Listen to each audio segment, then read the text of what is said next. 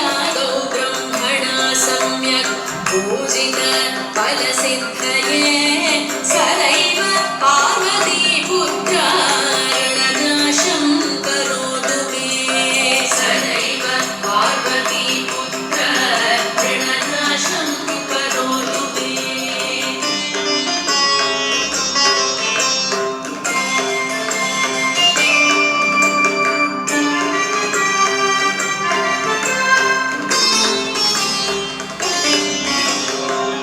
त्रिपुरस्य वदात् पूर्वं शम्भुना सम्यगर्चितः सदैव पार्वती पुत्रार्णनाशं करोतु मे सदैव पार्वती पुत्रार्णनाशं करोतु मे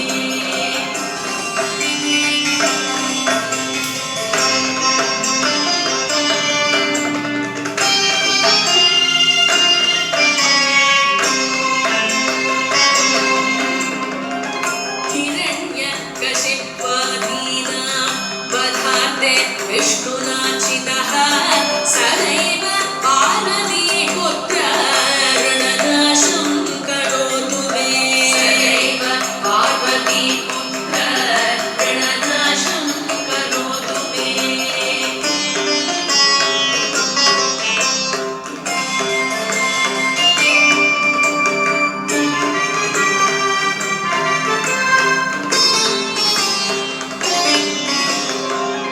महिषस्य वदे देव्या गणनाथ प्रपूजितः सदैव पार्वती पुत्रार्णनाशं करोतु मे सदैव पार्वती पुत्रार्णनाशं करोतु मे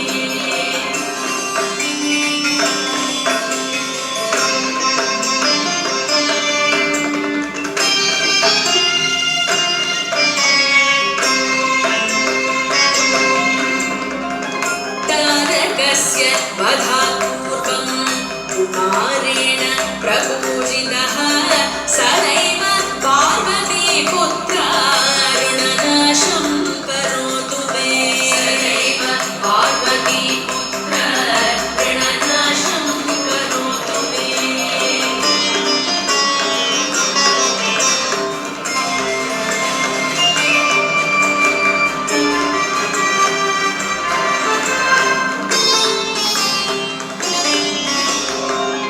भास्करेण गणेशो हि पूजितश्च स्वसिद्धये सदैव पार्वती पुत्रार्णनाशं करोतु मे सदैव पार्वती पुत्रार्णनाशं करोतु मे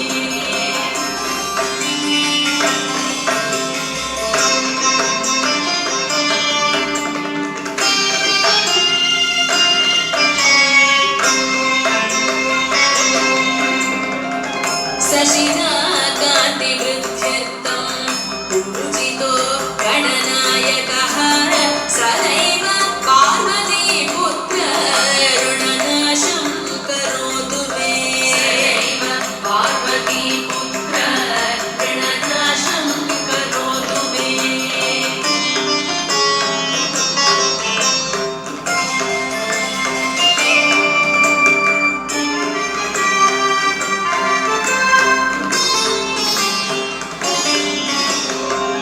पालनाय च तपसां विश्वामित्रेण पूजितः सदैव पार्वती पुत्रार्णनाशं करोतु मे सदैव पार्वती पुत्रार्णनाशं करोतु मे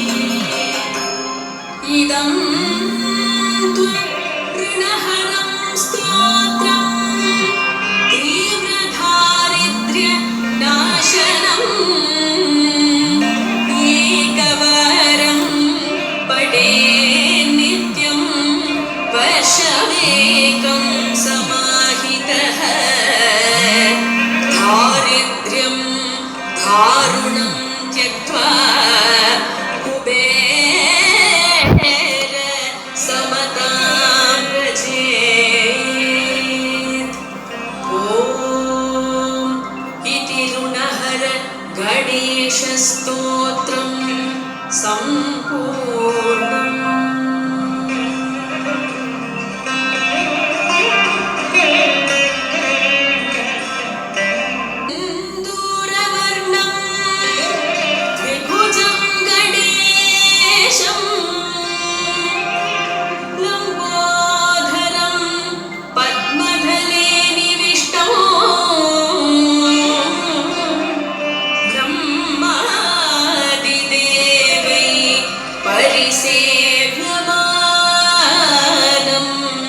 सिद्धैर्युतं तं प्रणमामि देवम्।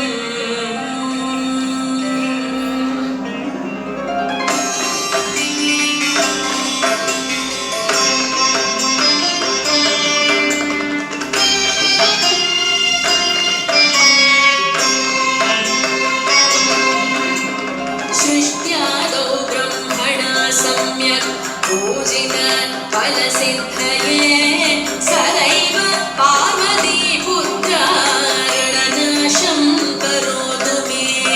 सदैव पार्वतीपुत्रार्णनाशं करोतु मे।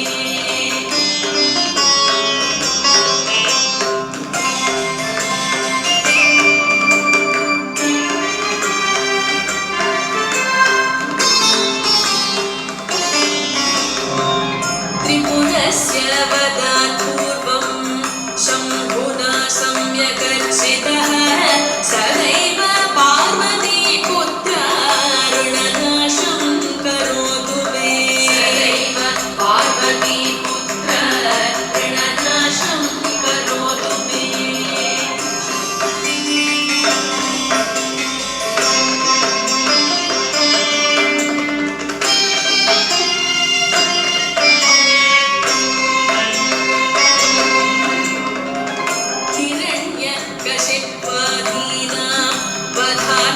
विष्णुनाचितः सदैव पार्वतीपुत्रार्णनाशं करोतु मे। सदैव पार्वतीपुत्रार्णनाशं करोतु मे।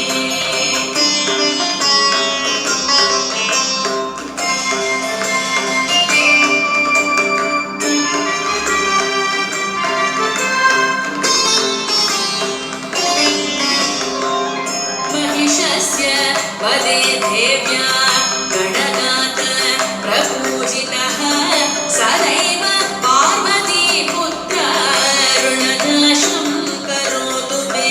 सदैव पार्वतीपुत्रार्णनाशं करोतु मे।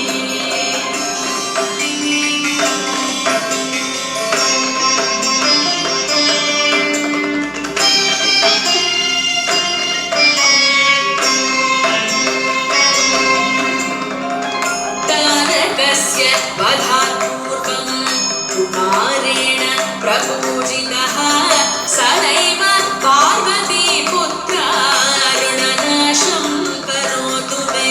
सदैव पार्वतीपुत्रार्णनाशं करोतु मे।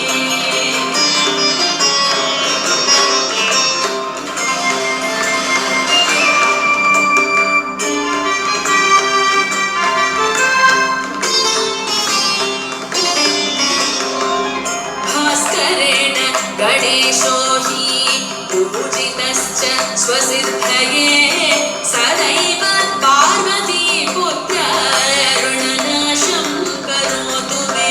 सदैव पार्वतीपुत्रार्णनाशं करोतु मे।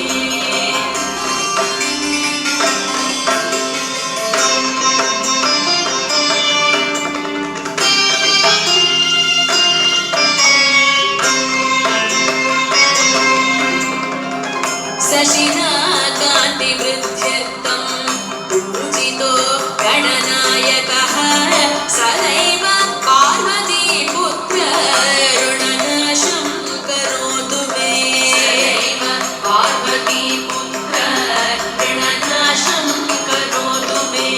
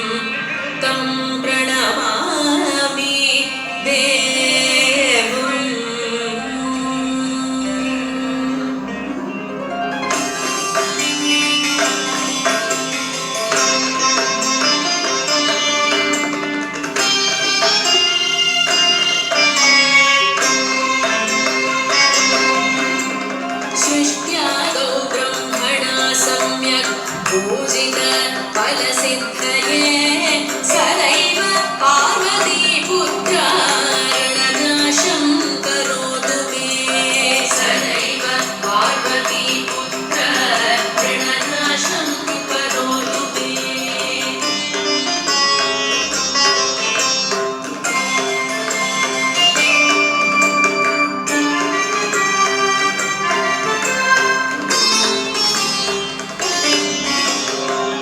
त्रिपुरस्य वदात् पूर्वं शम्भुना सम्यगर्चितः सदैव पार्वतीपुत्रार्णनाशं करोतु मे सदैव पार्वतीपुत्रार्णनाशं करोतु मे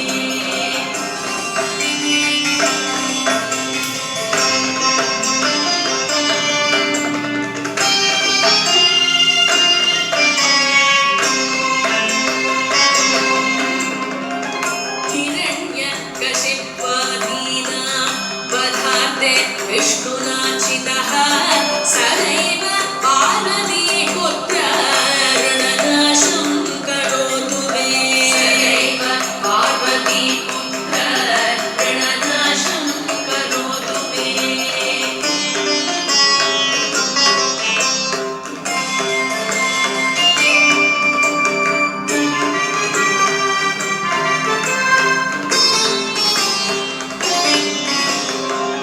महिषस्य वदे देव्या गणनाथ प्रपूजितः सदैव पार्वतीपुत्रार्णनाशं करोतु मे सदैव पार्वतीपुत्रार्णनाशं करोतु मे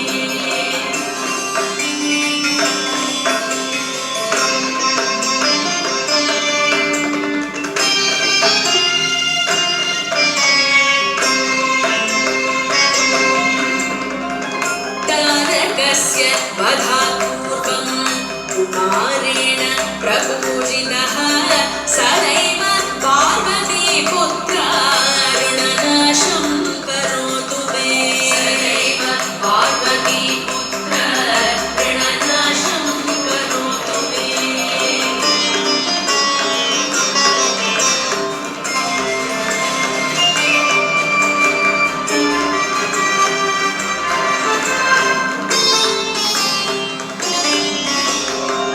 भास्करेण गणेशो हि पूजितश्च स्वस्य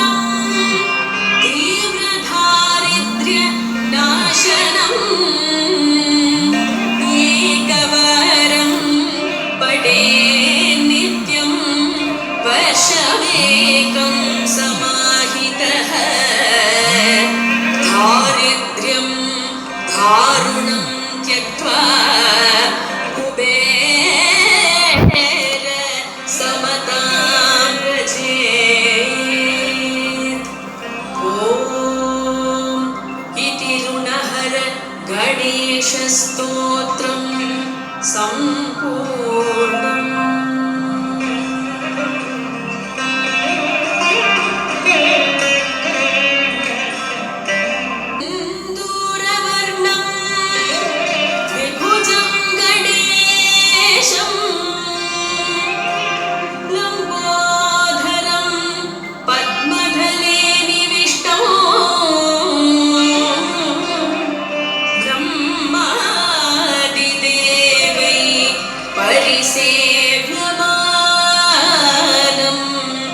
सिद्धैर्युतं तं प्रणमामि देवम्।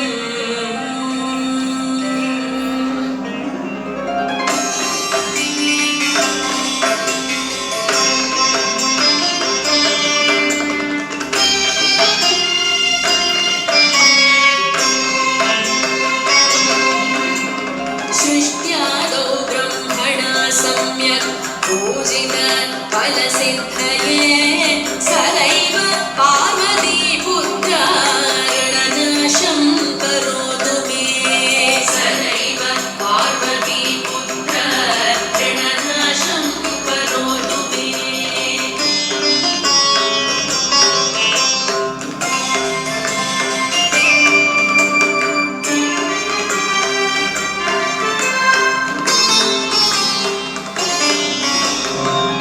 त्रिपुरस्य वदात् पूर्वं शम्भुना सम्यगर्चितः सदैव पार्वतीपुत्रार्णनाशं करोतु मे। सदैव पार्वतीपुत्रार्णनाशं करोतु मे।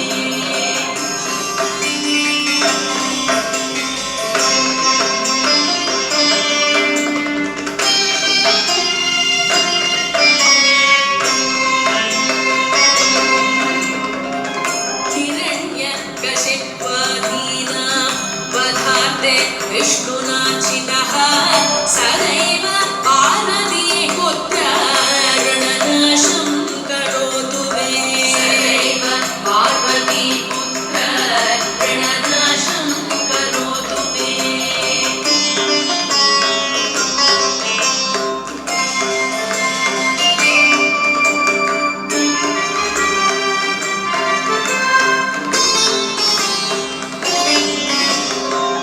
महिषस्य वदे देव्या गणनाथ प्रपूजितः सदैव पार्वतीपुत्रार्णनाशं करोतु मे। सदैव पार्वतीपुत्रार्णनाशं करोतु मे।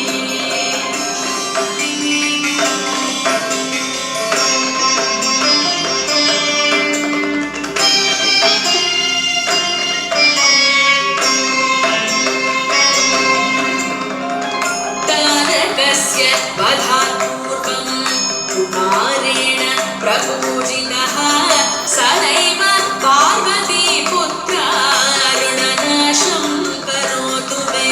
सदैव पार्वतीपुत्रार्णनाशं करोतु मे।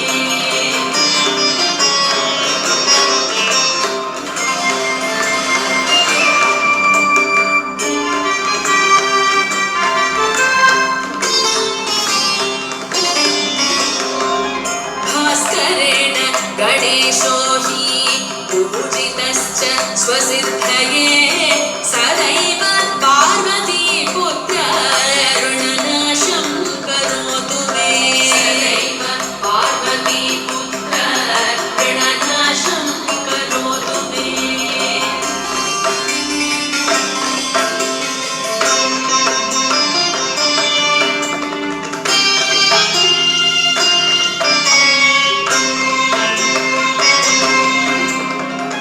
शशिना कान्तिवृद्ध्यर्थं पूजितो गणनायकः सदैव पार्वतीपुत्रार्णनाशं करोतु मे।